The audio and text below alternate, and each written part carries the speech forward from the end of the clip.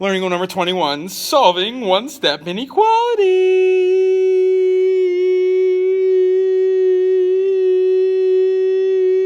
Okay.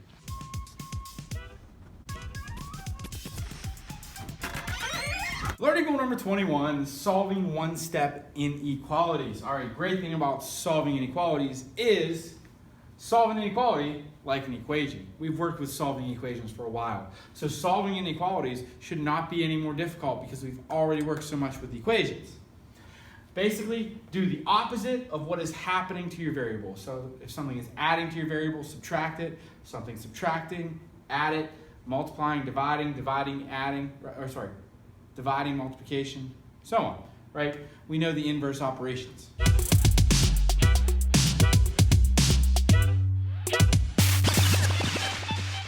So let's jump right into some example problems. For example, number 1, t minus 4 is greater than 2. All right, t minus 4 is greater than 2. If you look, t is being subtracted by 4. So if I want to solve for t, I want to get t by itself. I'm going to do the opposite of subtraction, addition. And I'm going to do it to both sides of the inequality. Here's the left side, here's the right side. The middle is the symbol. So I add 4 to both sides.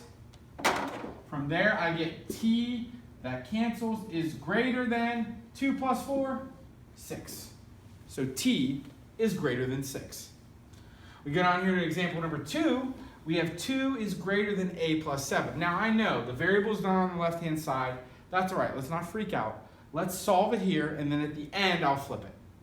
So 2 is greater than a plus 7.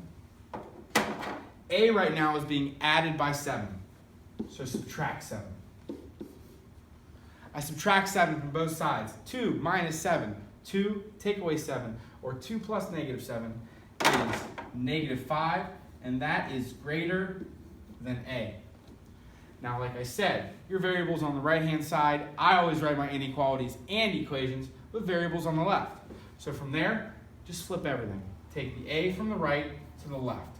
Flip the inequality symbol so that the open mouth is still facing the negative 5 that is now on the right. So when you flip an inequality, you have to flip everything.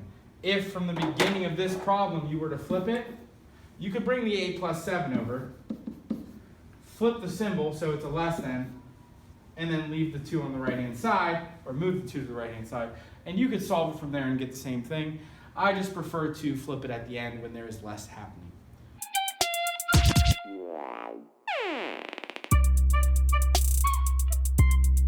Example 3 and 4 here. Before I do example 3 or 4, take a look at this, what I've written over here. Very important, and really it's the only difference between solving an inequality and an equation.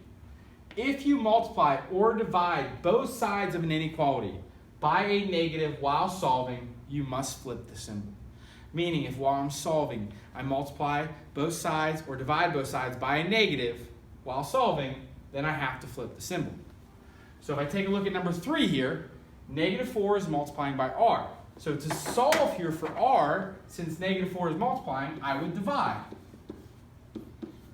But what I need to understand is that I divided by negative. So the first thing I need to do is take that inequality that was a greater than and make it a less than. Have to flip that inequality symbol when I divide by negative on both sides. Negative 4 divided by negative 4 cancels. You're left with r is less than. 36 divided by negative 4 is negative 9. When you multiply or divide both sides by a negative, you have to flip the symbol. We go down here to number 4, which is a little bit different. X is being divided by 3, so I will multiply both sides by 3. Now I know what you're thinking. I'm going to take a negative and multiply by something. No. I'm multiplying both sides by a positive 3. Since I'm multiplying by a positive, I am still going to leave the less than or equal to. I'm not going to flip that sign. I only flip it if I multiply both sides by a negative. I multiplied both sides by a positive 3. So this is fine. I leave it alone. X on the left. Negative 6 times 3 is negative 18. X is less than or equal to negative 18.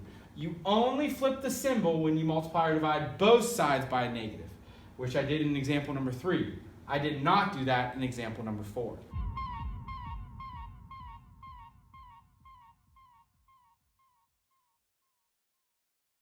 Okay, those are very basic one-step inequalities. Let's take a look at some examples on our own.